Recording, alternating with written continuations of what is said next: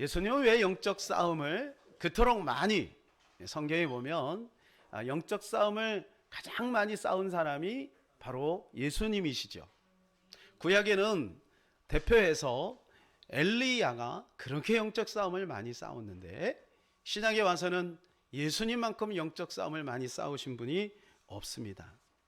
오늘부터는 예수님의 관점에 대해서 한번 나눠 보려고 합니다. 여러분, 부부에 대해서 어떻게 정의할 수 있을까요? 여러분은 어떻게 부부에 대해서 정의하시나요? 흔히들 우리 그런 얘기를 하죠. 인생의 동반자다, 사랑의 관계다, 없어서는 안 될 그런 존재다, 이렇게 여러 가지로 우리가 정의할 수 있겠습니다. 프랑스의 소설가 생텍쥐베르는 사랑에 대해서 이렇게 정의를 했습니다. 사랑이란 서로 마주 보는 것이 아니라 같은 것을 함께 바라보는 것이다. 이게 굉장히 중요한 의미가 있는 것 같아요. 사랑을 하는데 서로 마주 보게 되면 서로의 바람이 있죠. 근데 그 바람이 다 충족될 수가 없는 것이죠. 그렇기 때문에 사랑은 뭐냐 하면 서로 같은 방향을 보는 것이다 라고 하는 거죠. 그래서 부부가 자꾸 서로 마주 보면서 기대하기보다는 같은 방향을 보려고 하는 시도가 필요하지 않을까 생각이 됩니다. 같은 곳 하면 여러분이 어떤 것이 생각이 납니까? 같은 곳은 가치관을 말할 수 있겠죠. 가치관. 부부는요, 살면서 닮습니다. 외모가 닮죠. 그래서 가끔 목사님들하고 오랜만에 1년에 한두 번 이렇게 만납니다. 노예 또 목회자 수양회 이런 데서 이렇게 만나서 잠깐 머무는 시간들이 있으면 저희 집사람하고 저하고 닮았다는 얘기를 해요. 제가 볼 때는 안 닮았는데, 닮았다고 하니까 기분이 좋을까요? 나쁠까요? 그건 나만 아는 거지. 여러분이 내 감정까지 다스리려고 그래요? 부부는 닮아요. 얼굴이 닮아요. 희한하게 닮아요. 그런데요, 얼굴만 닮는 게 아니에요. 그 가치관이 닮아요. 바라보는 방향이 닮게 되어 있어요. 우리는 예수님과 부부입니다. 부부. 그죠? 네, 맞습니까, 여러분? 네, 아닙니까? 잘 모르겠습니까? 네. 성경은 우리에게 그렇게 말해요. 예수님은 신랑이다. 그리고 우리는 신부다. 이렇게 말해요.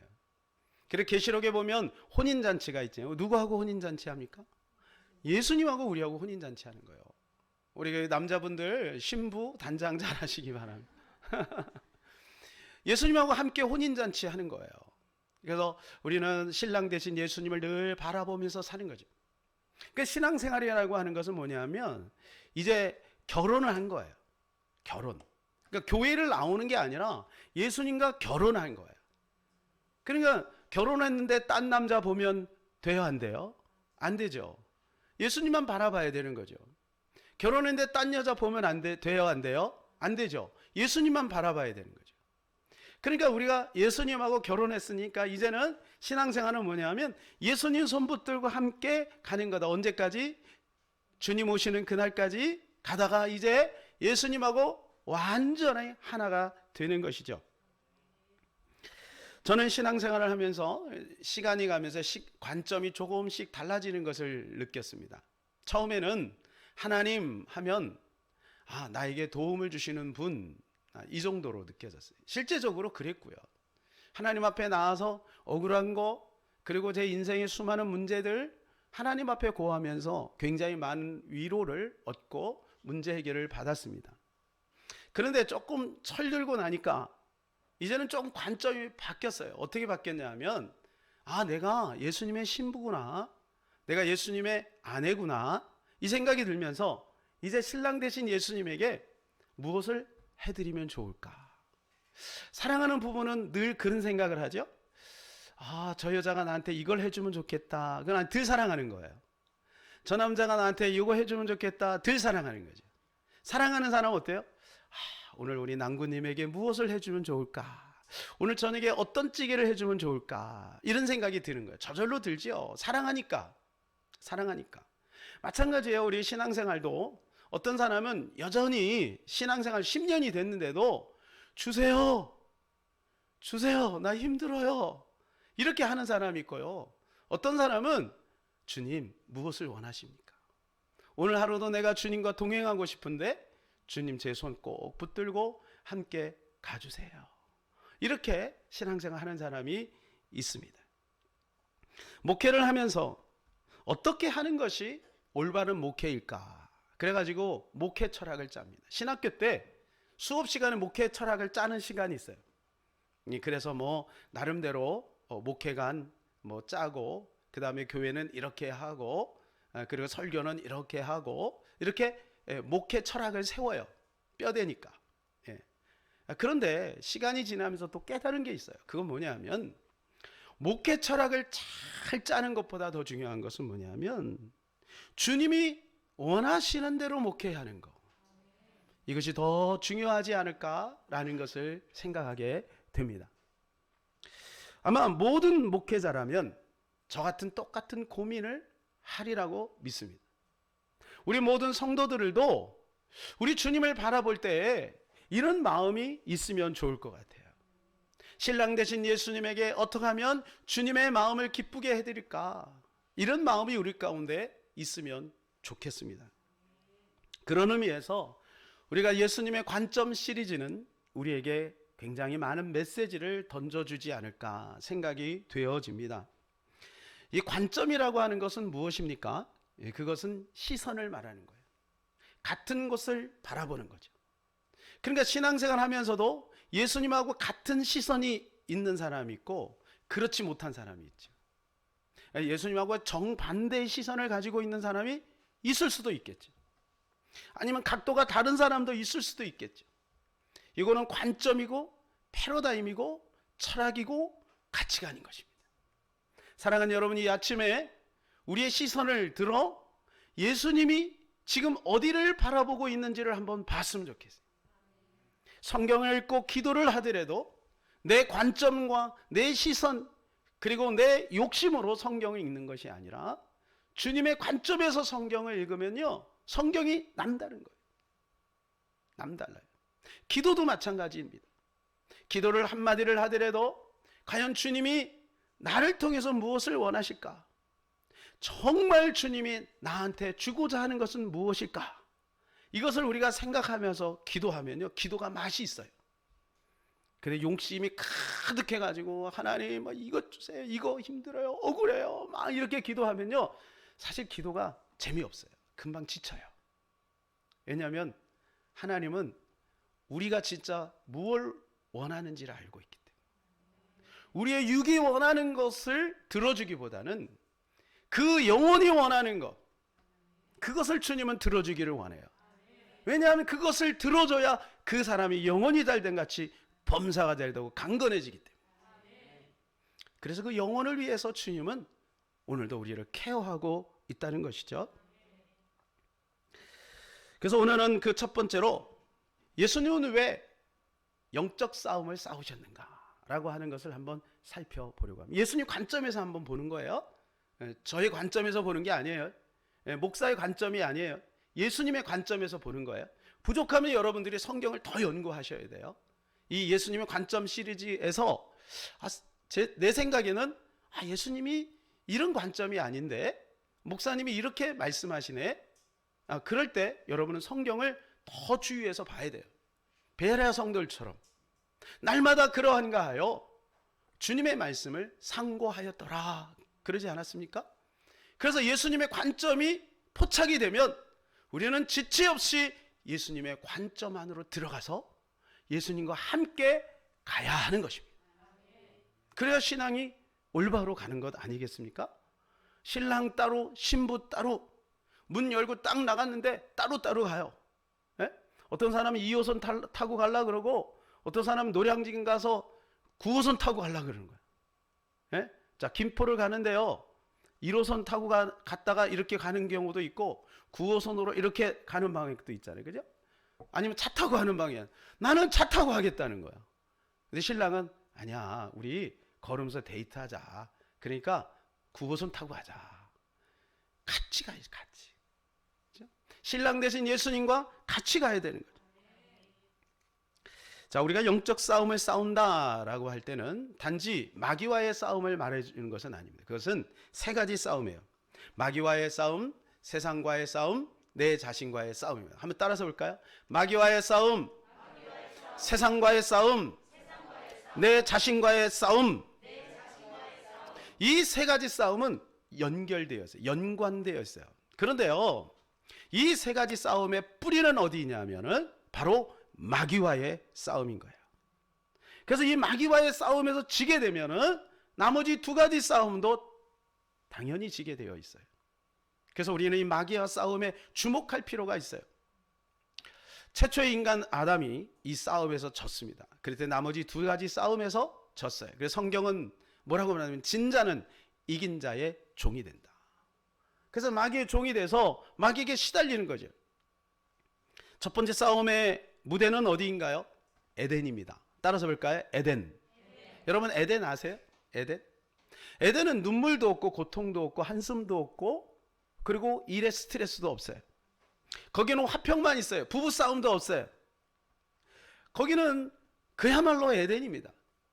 그런데 뱀의 그 꼬임에 넘어가서 아담 부부가 이 싸움에서 지고 말아요. 이 싸움에서 지고 나니까 어떤 일이 벌어집니까? 그때부터 세상이 갑자기 색깔로 말하면 시커매지는 거예요. 이렇게 밝았던 세상이 갑자기 시커매지는 거예요. 오늘은 날이 어두우면 갑자기 어두워지잖아요.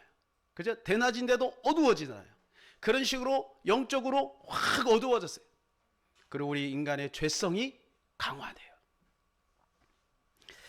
이게 바로 인간과 사단과의 싸움인 것입니다. 인간과 사단과의 싸움. 자, 이 두 번째 이제 싸움이 벌어졌는데 그것은 두 번째 아담인 예수 그리스도와 바로 마귀와의 싸움입니다.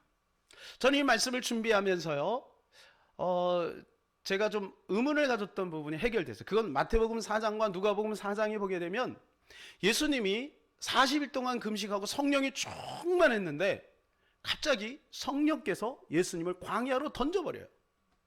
저는 이게 잘 이해가 안 됐거든요. 그런데 이 말씀을 보면서 이해가 됐어요. 제 2라운드가 시작이 된 거예요.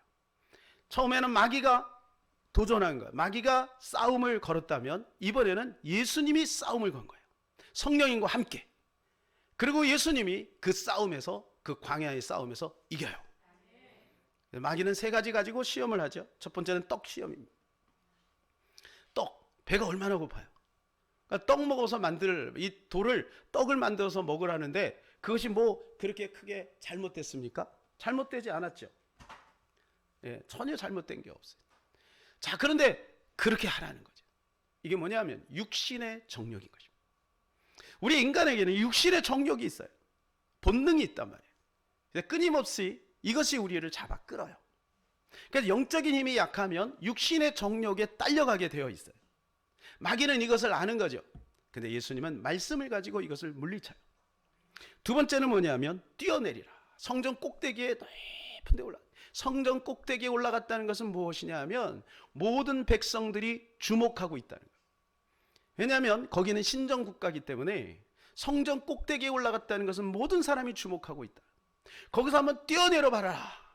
그러면 네 발이 돌에 부딪히지 않을 거야. 천사가 네 발을 받들일 거야. 그러면서 예수님을 어떻게 해요? 부축해 세우는 거예요. 이게 뭐냐면 이생의 자랑입니다.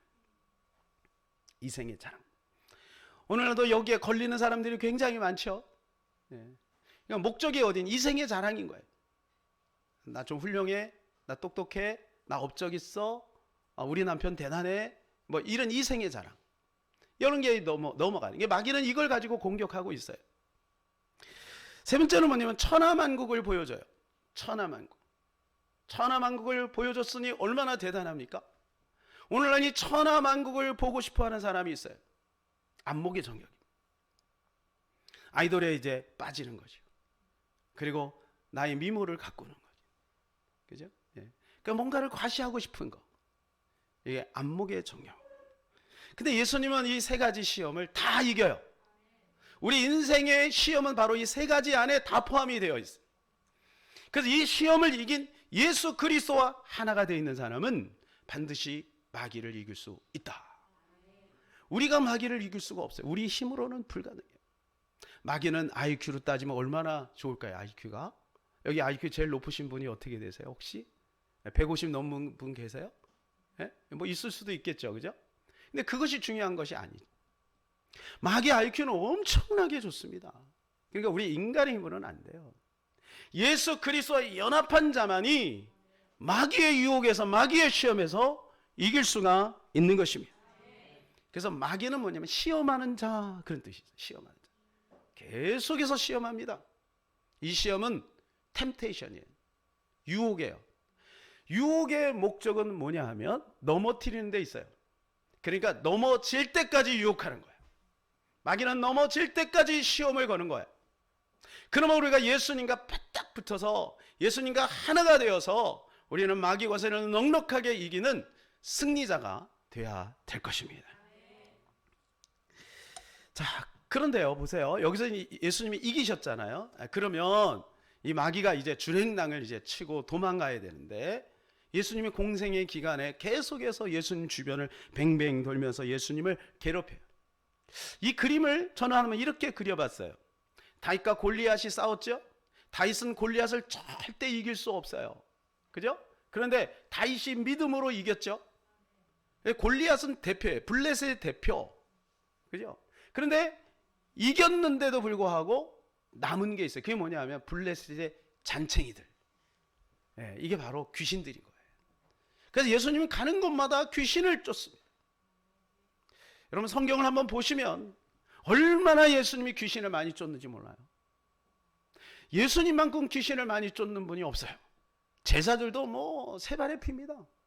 예수님은 가는 곳마다 귀신을 쫓아요. 가는 곳마다. 그래서 보니까요, 이 마귀가 완전히 떠난 게 아니더라고요. 누가복음 4장 13절 시작. 마귀가 모든 시험을 다한 후에 얼마 동안 떠나니라. 얼마 동안 떠나 있었다. 이 말은 금방금방 다가온다는 것이죠. 여기서 우리는 마귀와 사탄의 정체를 한번 살펴봐야 되는데요. 우리는 어떤 사람은 마귀하고 사탄을 달리 보는데 그렇지 않고요. 마귀라고 하는 그 헬라어의 뜻이 뭐냐면 디아볼로스입니다. 따라서 디아볼로스. 근데 그것이 히브리어로는 사탄입니다. 그러니까 똑같은 존재예요. 그래서 어떤 분은 똑같은 존재를 둘로 나누는 사람이 있어요. 사탄이 위고 그 다음이 마귀고 그 다음이 귀신이다, 그렇게 말하는데 아니고, 사탄과 마귀는 헬라어하고 히브리어예요. 똑같은 존재예요. 그 다음에는 이제 귀신은 뭐냐면 그의 졸병들입니다. 군대 가면은요, 대장이 있고 그 밑에 졸병이 많아요, 대장이 많아요? 그렇죠. 졸병이 많죠. 졸병이. 그러니까 귀신은 항상 이 복수로 돼 있는 경우가 많아요. 그래서 귀신이 얼만큼 많으냐 하면, 거라사인 지방에 귀신이 떠나갔는데 몇 마리가 있었어요? 2,000마리가 있었어요. 한 사람의 몸 안에 2,000마리가 들어간 거예요. 그래서 2,000마리의 돼지떼가 죽었어요. 그러니까 이 귀신들이 버글버글한 거죠. 버글버글한 거예요. 예수님은 십자가의 골짜기를 통해 부활의 언덕에서 완전히 승리하셨습니다. 그러나 기억해야 될 것은 마귀가 소멸된 것은 아니라는 거예요. 마귀가 소멸됐다고요? 아니에요. 소멸되지 않았어요. 언제 소멸됩니까? 예수님이 다시 오실 때. 그때는 무적행 속에 완전히 갇혀요. 근데 지금은 어때요? 여전히 활개치고 있다는 거예요. 활개치고. 그래서 우리는 귀신을 쫓아야 하는 것입니다. 사랑하는 여러분, 귀신을 담대하게 쫓으시기를 바랍니다. 예수님이 공생의 기간에 왜 그토록 귀신을 많이 쫓았을까? 오늘 본문의 말씀이 오니까 오늘 본문에서도 예수님이 귀신을 쫓아내는데 14절을 같이 한번 읽겠습니다. 시작. 예수께서 한 말 못하게 하는 귀신을 쫓아내시니 귀신이 나가매 말 못하는 사람이 말하는지라 무리들이 놀랍게 여겼으나, 이 귀신이요, 말을 못하게 말을 붙들고 있었다는 거예요. 그러니까 귀신이 떠나가는 순간 이 말이 풀어진 거야. 다 그런 건 아니지만요, 많은 질병들이 귀신과 연관되어 있어요. 다 그런 건 아니에요. 다 그런 건 아니에요. 그런데 악한 것은 항상 귀신하고 연관이 되어 있어요. 예를 들어서 삶의 라이프 스타일을 힘들게 하는, 과로를 하게 하거나, 그리고 아니면 과식을 하게 하거나 뭐 이렇게 해서 결국 몸이 망가지는, 선택은 본인이 하는 거지만, 그래서 우리가 이 악한 영들을 무조건 쫓아야 되는 거예요. 이렇게 귀신을 쫓아버리고 나니까요, 그 주변에 있는 사람들이 예수님 막 공격하네. 뭐라 공격하냐면 이렇게 공격하. 15절 시작. 그 중에 더러는 말하기를 그가 귀신의 왕 바알세불을 힘입어 귀신을 쫓아낸다. 누구를 힘입어서요? 바알세불을. 이 바알세불이라는 뜻이 무슨 말이냐? 오물의 주, 똥의 주, 그런 뜻이에요. 똥의 주인, 그런 뜻이에요. 바알세불. 그 예수님이 귀신을 쫓을 때마다 뭐라 그랬어요? 한번 따라서 볼까요? 이 악하고 더러운 귀신아 떠나가라. 이렇게 하신 거예요. 어떻게 했다고요? 귀신이 깨끗해요? 더러워요? 더러워요. 더러워요. 이 더러운 귀신들이 괴롭히는 거예요. 자, 그러니까 예수님이 이것에 대해서 이제 설명을 하세요. 어떻게 설명하신? 18절 시작. 너희 말이 내가 바알세불을 힘입어 귀신을 쫓아낸다 하니 만일 사탄이 스스로 분쟁하면 그의 나라가 어떻게 서겠느냐. 이거 말이 안 되는 거죠. 자, 무당이요, 무당이 귀신의 이름으로 귀신을 쫓아내요. 그러니까 큰 무당은 큰 귀신과 친하고요, 작은 무당은 작은 귀신과 친해요. 근데 그래서 결국 무당은 망해요. 망해요. 그러나 우리가 예수님의 이름으로 귀신을 쫓아내면 우리는 반드시 승리하게 되어 있습니다. 똑같은 현상이 지금도 벌어지고 있어요. 교회에서 귀신을 많이 이야기하고 귀신을 쫓아내면은요, 사람들이 뭐라고 하냐면 이단이다, 이렇게 얘기해요. 오늘날에도 마찬가지예요. 여러분, 그렇지 않습니다. 예수님이 그러면 이단입니까? 귀신을 쫓아낸 예수님이 이단입니까? 아니잖아요. 예. 그러니까 예수님처럼 우리는 당연히 귀신을 쫓아내야 하는 것입니다. 자, 우리는 잠시 여기서 지금도 그럼 과연 귀신이 존재하는가? 저는 산기도를 이제 젊을 때 종종 했습니다만은, 산기도를 제가 성남에서 있을 때 산기도를 올라가다 보면 양쪽에 무덤이 있어요. 그리고 그 검단산 위에 올라가면 바위가 있고 거기에서 기도를 많이 했는데, 그 무덤 사이를 쫙 지나가다 보면요, 얼마나 무서운지 몰라요. 그럼 우리가 생각할 때 이 귀신이 무덤 사이에 있는 것인가? 뭐 이런 생각이 들 수 있겠죠. 그런데요, 거라사인의 그 지방에 살던 그 귀신, 아까 2,000마리 귀신 들려갔던 그 사람이 어디에 있었어요? 무덤 사이에 있었어요. 그러니까 무관하지 않다는 거예요. 그래서 귀신 있는 곳은 더러워요. 깨끗한 동네는 무당이 없어요. 자, 감사한 거는 이 상도동에는 깃발이 별로 안 꼽혀 있어요. 그죠? 그래서 어디 가면 많이 꼽혀 있느냐? 저기 구로 쪽에, 영등포 이런 쪽에 가면은요, 그 동네 자체가 조금 혹시 그쪽에서 오신 분 안 계세요? 약간 어두워요. 근데 거기에 깃발들이 굉장히 많이 꼽혀 있어요. 깃발들이 뭐냐면 더러운 곳에 귀신들이 있는 거예요. 거기 빌어먹고 사는 거죠. 그래서요, 그리고 나서 이제 저는 또 어디를 갔냐면 굿당에 가봤어요. 굿당. 예. 혹시 여러분 굿당 가보셨어요? 그것도 한밤중에 한번 제가 가봤는데요. 얼마나 이게요, 정신이 삥 돌아요. 이게 현기증이 나더라고요. 일본에서도요 그런 경험이 있었어요. 한 달 정도. 일본에는 그 절간들이 굉장히 많지 않습니까? 그래서 이 향 냄새가 늘 나는데, 이 향 냄새가 맡으면서 저도 모르게 머리가 삥하고 혼미해지는 것을 느꼈어요. 근데 한 달 지나고 나서는 이제 적응이 된 건지, 아니면 제가 영권이 세갖고 하나님께서 생명사게 이렇게 이렇게 싸준 건지 모르겠지만, 그 다음부터는 괜찮더라고요. 예. 근데 일본에 이게 굉장히 어둡습니다. 저는 무당집에도 한번 가봤어요. 무당집에 가서 전도도 해봤는데요, 귀신이 있어요. 확실히 들어가면 달라요. 예. 그런데 문제는 예수 믿는 사람들도요, 이 무당 점치러 다니는 사람들이 있다고 하더라고요. 예. 여러분, 이 사도행전 16장에 보게 되면 사도 바울도 귀신을 쫓아내요. 점치는 귀신 들린 그 소녀에게 귀신이 장난하는 것을 사도 바울은 봤어요. 그리고 그것을 쫓아내요. 이제 문제는 뭐냐면, 그것 때문에 그 주인이 이제 자기가 이득을 다 잃어버리고 나니까 사도 바울을 이제 옥에다 가두죠. 사도 바울은 그것을 알았던 거예요. 그래서 귀신은 어떻게 쫓아내느냐? 예수님의 이름으로 쫓아내는 것입니다. 할렐루야! 사도행전 16장 18절입니다. 시작! 이같이 여러 날을 하는지라 바울이 심히 괴로워하여 돌이켜 그 귀신에게 이르되 예수 그리스도 이름으로 내가 내게 명하노니 그에게서 나오라 하니 귀신이 즉시 나오니라. 예, 예수님의 이름으로. 자, 예수님은 당연히 뭐 하나님이니까 귀신을 쫓아내는 게 당연하죠. 그런데 인간인 사도 바울도 예수 그리스도 이름으로 귀신을 쫓아냈다면 우리들도 예수님의 이름으로 귀신을 쫓아낼 수 있는 줄로 믿습니다. 지금도요, 귀신 들려갖고 점하는 사람들이 많습니다. 요즘에는요, 돈 된다고 하니까 인터넷에다가 점집을 차려놓은 사람들이 많아요. 그것도요, 젊은 사람들이. 여러분 강남에 가보세요. 전철역 바로 옆에 타로점 보는 사람들이 쭉 있는데 그 주인들이 어떤 사람들이에요? 멀쩡하게 생긴 신사들이에요. 아주 얼마나 이쁜지 몰라요. 그 사람들이 점을 치고 있어요.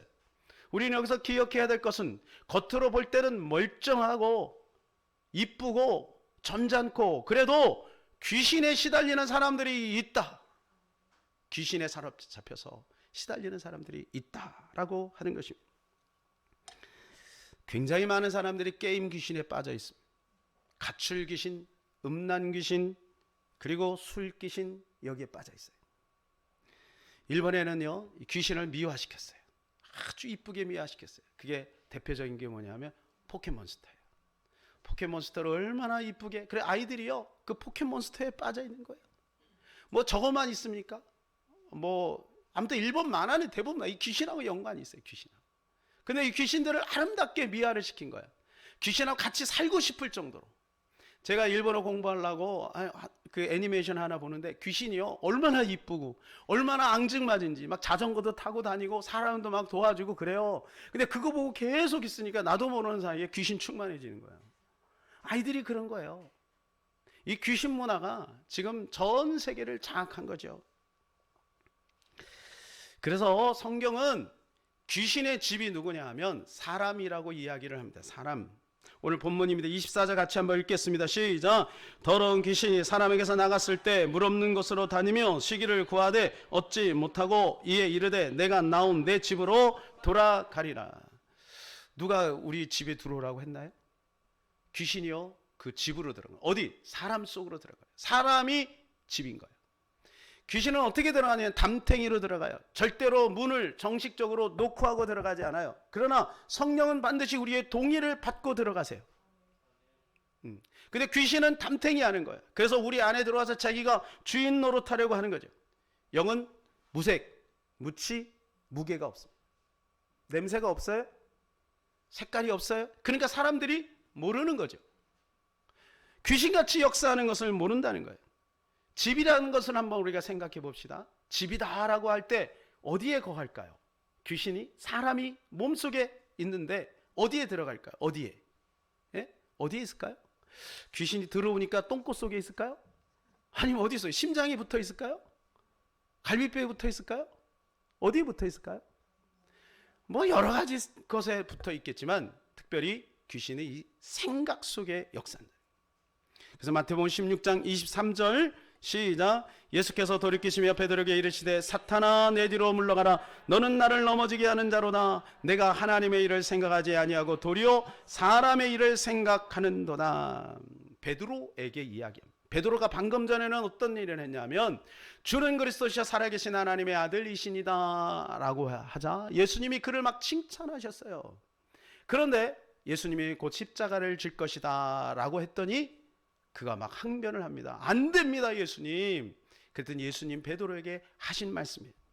사탄아 내 뒤로 물러가라. 누구에게 한 거예요? 베드로에게 한 거예요? 아니면 그 배경 속에 있는 사탄에게 한 거예요? 사탄에게 한 거예요. 사탄에게. 그러면서 하시는 말씀은 네가 하나님의 일을 생각하지 아니하고 도리어 사람의 일을 생각하는도다. 사람의 일에 대해서 그 모든 것들이 잘못됐다 그것을 말하는 것이 아니라 하나님의 생각과 반대되는 생각을 하고 있는 것은 거기에는 귀신의 작용이 있다라고 하는 것입니다. 성경에는요 악에 대해서 이렇게 악을 946번을 이야기합니다. 귀신을 103번을 이야기합니다. 악령을 6번을 얘기합니다. 마귀를 32번 이야기하고 사탄을 49번 이야기합니다. 제가 방금 나오기 전에 죄에 대해서 한번 찾아봐요. 죄는 746번을 이야기해요. 죄보다 더 많이 말하는 것이 뭐냐면 바로 이 악에 대해서 이야기해요. 그러니까 우리가 죄도 멀리 해야 되겠지만 죄의 근본 뿌리가 되는 이 악한 영들을 추방하는 일들을 우리가 지속적으로 해야 된다는 것이죠. 우리는 귀신 마귀 하면 이런 생각을 흔히 해요. 전설의 고향, 우리 김영식 집사님 옛날에 전설의 고향 혹시 보셨습니까? 옛날에 전설의 고향 굉장히 인기가 있었습니다. 전설의 고향에 보면요, 나그네가 그 집에 딱 들어가면은요, 밥상을 착 차려줍니다. 이 고운 옷을 입은 연인네가. 그리고 이부자리로 착 깔아줘요. 그리고 부엌에 들어가서 쓱싹 뭐예요? 칼 가는 거예요. 칼 가는 거예요. 그리고 막 꼬리가 9개 달린 여우가 막 나타나고 그렇게 하죠. 그리고 외국 영화에서 뭐예요? 흡혈귀가 막 나타나고. 귀신이 마귀가 그렇게 나타난다고 생각하는 거죠. 그러니까 사람들이 그런 게 어디 있어? 옛날에는 정신병 환자들이 굉장히 많았어요. 근데 지금은 우리 주변에 없잖아요. 그러니까 귀신 들린 자가 없다고 얘기를 해요. 사랑하는 여러분, 많은 연예인들이 이 귀신에 시달리고 있다는 거 아십니까? 이상하게 연예인들이 자살을 많이 하죠. 그 귀신이 그렇게 장난하는 것이죠. 그래서 우리는 영적인 눈을 열고 우리가 정확히 봐야 되는 거예요. 귀신이 우리 몸속에 들어와서 우리를 막 해치고 이렇게 하는 것보다는 귀신은 어떻게 역사하느냐 하면 귀신의 가르침을 통해서 역사한다는 거예요. 디모데후서 4장 1절입니다. 시작. 그러나 성령이 밝히 말씀하시기를 후일에 어떤 사람들이 믿음에서 떠나 미혹하는 영과 귀신의 가르침을 따르리라. 귀신의 가르침을 따른다는 거예요. 이 귀신의 가르침을 따르면 어떤 생각이 되냐면 우리의 생각에 잘못된 관점이 생겨요. 잘못된 가치관이 생겨요. 그런 신앙생활은 종교가 되는 것이고 내 가치로, 내 생각대로, 내 습관대로, 내 관습대로, 내가 어릴 때 배운 대로 그대로 살아가는 거예요. 그러니까 관점이 예수님하고 다른 거예요. 그러니까 주님이 마음이 아프고 성령이 그 안에서 탄식하시는 거예요. 어릴 때부터 오랜 수십 년 동안 그게 몸에 익혔으니 자연스럽게 그것이 나인 것처럼 착각하게 만드는 거죠. 이게 내 몸에 익숙해져 버린 거예요. 그리고 이 귀신은요, 오히려 하나님의 가르침을 빼앗아 버립니다. 혹시 여기서 지금 이렇게 살짝 졸음이 오시는 분들은 잘 들으셔요. 네, 한번 읽어볼까요? 마가복음 4장 15절입니다. 시작. 말씀이 길가에 뿌려졌다는 것은 이들을 가리킴이니 곧 말씀을 들었을 때 사탄이 즉시 와서 그들에게 뿌려진 말씀을 빼앗는 것이요. 뭐를 빼앗아요? 말씀을 빼앗아 버린 거예요. 말씀을 못 듣게 하는 거예요. 말씀을 들 때 딴 생각이 들어오게 하는 거예요. 네. 그래서 하나님의 말씀이 마음속에 착상되지 않는 거죠. 그냥 들어왔다 나가버리고 들어왔다 흘러 떠내려가 버리는 거예요. 그러니까 하나님의 말씀은 아무런 영향을 미치지 못해요. 그런데 세상에서는 뭐예요? TV를 통해, 스마트폰을 통해, 문화를 통해, 영화를 통해, 또 인본주의 가르침을 통해 끊임없이 우리에게 세상의 가치, 귀신의 가르침이 계속해서 들어온다는 거예요. 왜? 그걸 미화시켰거든요. 이쁘게 포장했거든요. 그리고 그것이 육신이 원하는 것이거든요. 그럼 마귀는 뭐라 그러면 네가 하고 싶은 대로 해라 이렇게 말해요. 우리는 내가 하고 싶은 대로 하기를 더 좋아하는 거예요. 하나님의 말씀대로 살려면 부담되는 거죠. 계명 따라 사는 것이 얼마나 힘들고 어려워요. 부담돼요. 그러니까 안 하는 거죠. 그리고 마귀는 뒤에서 계속해서 부추기는 거예요. 네가 하고 싶은 대로 해라 하면서 거짓된 교훈을 계속해서 심어주는 거예요. 제가 지난주에 우리 청년들에게 이 책을 소개했는데 여러분들도 한번 소개하고 있습니다. 기회가 있으면 꼭 읽으셨으면 좋겠는데요. 사고를 회복하고 치유하는 성경적 모델. 하나님이 설계하신 비밀, 그게 뭐냐면 생각이라고 합니다. 우리 인간이 만물의 영장이 된 것은 바로 이 생각이 하나님을 닮았다라고 하는 거예요. 그래서 이 생각이 뭐냐면 영적 전쟁터다라고 이 책은 그렇게 이야기를 합니다. 이 책의 저자는 의학 박사 티머시인데요. 이분이 뇌를 연구한 거예요. 뇌를 연구하고 그다음 사람의 생각을 연구하면서 그리고 이제 영적인 것들도 함께 연구를 했는데 우리의 이 영적 전쟁터가 어디냐면 바로 이 정신, 생각, 사고 체계. 거기가 바로 영적 전쟁터다라고 하는 것입니다. 제가 한 부분을 읽어드릴게요. 이론과 하는 것과 높아진 것과 생각을 두고 벌어지는 싸움이라면 그 격전의 장이 어디일까? 바로 사고 속이다. 영적 전투는 사고 속에서 벌어진다. 우리가 쓰는 무기는 성령의 검 곧 하나님의 말씀이다. 그분의 말씀은 진리다. 진리는 늘 하나님께로 귀결되므로 진리에는 하나님의 능력이 있다. 그 하나님의 능력으로 진리는 거짓과 허위와 왜곡을 무너뜨린다. 그 하나님의 능력으로 진리는 거짓과 허위와 왜곡을 무너뜨린다.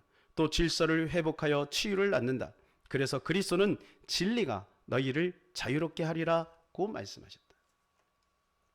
하나님의 말씀이 우리의 사고체계, 가치체계를 바꾸지 않으면 그 사람이 자유할 수 없다는 거예요. 교회 생활은 단지 종교 생활일 뿐이에요. 그냥 왔다가 가지만 예수 그리스도는 우리 안에서 아무런 능력과 권능을 그리고 축복을 행사할 수 없다는 거예요. 왜요? 우리 안에서 이미 우리는 귀신의 가르침에 젖어 있기 때문에 그렇다라고 하는 거예요. 그러면서 이 티모시는 이런 얘기를 해요. 마태복음 4장에 마귀가 예수님 보고 성전 꼭대기에서 뛰어내리라 라고 했지 그를 밀쳐내지는 않았다라는 거예요. 판단은, 결정은 누가 하냐 하면 우리가 하는 거예요. 마귀는 귀신의 가르침을 주고 그것을 좋아하게 만들고 그리고 그 판단과 그 결정으로 그 길로 가게 만드는 거죠. 그래서 마귀 지옥 갈 때 나도 지옥 가는 거예요. 그래서 우리가 이것을 영적으로 잘 분별하지 못하면 일평생 교회를 다니면서 마귀에 시달리면서 살아가는 사람들이 너무 많다. 그래서 우리가 예배 때마다 선포하는 거예요. 예배 때마다 선포 한 번 했으면 됐지 뭐. 예? 그렇지 않아요? 예수님의 이름의 권세가 그렇게 시시합니까? 한 번 했으면 됐지 귀신이 떠나갔을 거 아니에요? 우리가 한 번 했으면. 그런데 그렇지 않아요. 예수님에게도 한 번 다가오고 끊임없이 예수님이 십자가 질 때까지 계속해서 다가오는 거예요. 그래서 에베소 6장 사도 바울은 뭐라고 말하냐면 공중 권세 잡은 악한 영들이 있다. 그리고 계시록에는 천하를 꿰는 자다 이렇게 말해요. 그러므로 우리는 날마다 이 귀신을 쫓아내야 돼요. 어디에서? 여러분의 가정에서 쫓아내시기를 바랍니다. 교회에서, 지역에서, 직장에서 쫓아내시기를 바랍니다. 귀신이 버글버글 하단 말이에요. 그러나 우리 주 예수 그리스도의 있는 이름이 있는 곳에는 승리가 있게 되는 것입니다. 그래서 야고보서 4장 7절에는 이렇게 말씀해 주고 있어요. 시작. 그런즉 너희는 하나님께 복종할지어다 마귀를 대적하나 그리하면 너희를 피하리라. 우리가 왜 마귀를 쫓아야 되느냐? 하나님께 복종하기 위해서, 하나님의 말씀대로 살아가기 위해서 우리는 귀신을 쫓아내야 되는 것입니다. 결론입니다. 예수님이 왜 귀신을 쫓아냈습니까? 그 당시에 수많은 사람들이 귀신에게 시달려 고통하고 있기 때문에 그래요. 오늘날도 마찬가지예요. 예수님이 십자가를 지시고 부활하신 것은 뭐냐면 내 이름으로 너희가 승리하는 삶을 살아라. 그것을 우리에게 알려주신 거예요. 오늘도 우리는 이 귀신을, 사단 마귀를 쫓아내야 될 것입니다. 이스라엘 백성들이 출애굽을 합니다. 그런데 이 출애굽을 못하도록 방해하는 존재가 있습니다. 누군가요? 애굽의 왕 바로입니다. 바로는 끈질기게 이스라엘 백성들이 출애굽하지 못하게 말해요. 그래서 10가지 재앙이 있는데도 불구하고 고집을 피우다 나중에 자기의 큰아들이 죽고 나서야 두 손을 번쩍 들어요. 이것이 바로 해방을 말하는 것이죠. 우리가 해방받기를 원하나 귀신, 마귀, 사단은 끊임없이 우리를 붙들고 늘어지는 거예요. 근데 떠났어요. 그죠? 떠났어요? 안 떠났어요? 이제는 떠났죠? 그런데요, 바로의 마음이 바뀌어요. 그래서 다시 또 와요. 끝까지 추적한다는 거예요. 그래서 우리는 끝까지 쫓아야 되는 것입니다. 끝까지 쫓으면요, 결국은 어떻게 되냐? 그 홍해에서 다 죽고 말아요. 그 다음부터는 자유하게 되는 것입니다. 사랑하는 여러분, 날마다 귀신을 쫓아내므로 성령이 우리와 함께 하시는 그 증거와 예수의 이름과 진리가 힘을 얻어 자유를 얻는 저와 여러분이 되시기를 예수님의 이름으로 축복합니다. 우리 찬양 같이 한번 합니다. 세상 유혹 시험이, 같이 한번 찬양합시다.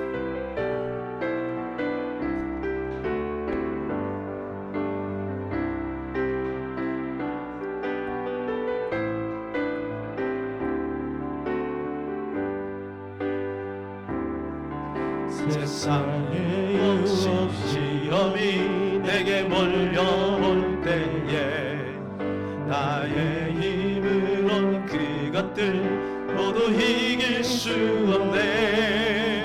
거대한 폭풍 가운데 지친 나의 영혼 어찌할 바를 몰라 헤매이고 있을 때 주를 찬양 손을 들고 찬양 전쟁은 나에게 속한 것 아니니 주를 찬양